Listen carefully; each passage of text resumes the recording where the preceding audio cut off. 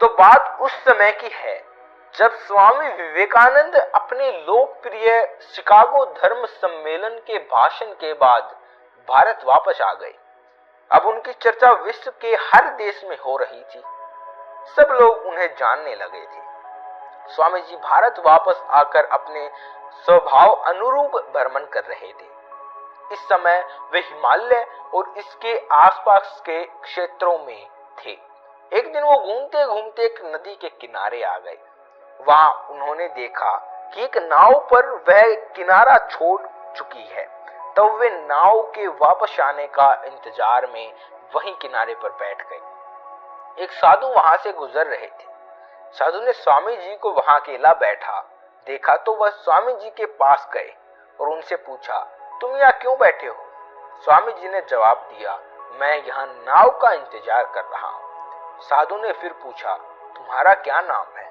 स्वामी जी ने कहा, मैं विवेकानंद हूँ।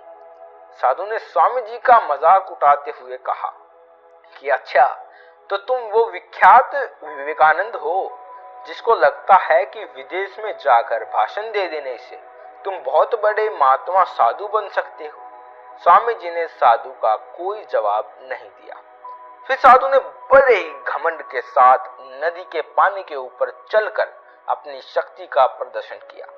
कुछ दूर तक चलने के बाद साधु ने स्वामी जी से कहा, क्या तुम मेरी तरह पानी पर पैदल चलकर इस नदी को पार कर सकते हो?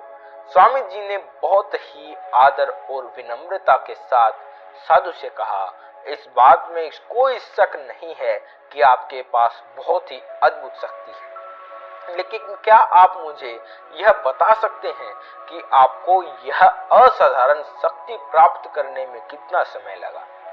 बहुत ही अभिमान के साथ साधु ने जवाब दिया, यह बहुत ही कठिन कार्य था। मैंने 20 सालों की कठिन तपस्या और साधना के बाद यह महान शक्ति प्राप्त की है। साधु का यह बताने का अंदाज बहुत ही अहंकार भरा था।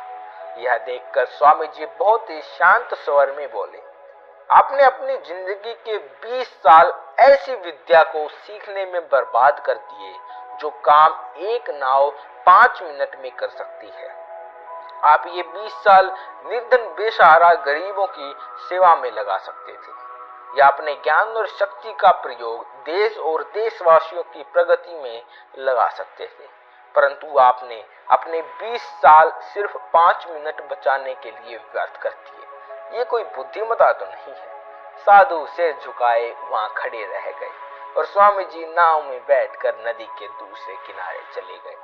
कहानी से हमें सीख मिलती है कि ज्ञान और शक्ति का सही प्रयोग आवश्यक है। किसी शक्ति को प्राप्त कर दे यदि हम उससे घमंड करते हैं तो यह मूर्खता है। शक्ति का सही जगह पर सही इस्तेमाल करना ही वास्तविकता में बुद्धिमत्ता है।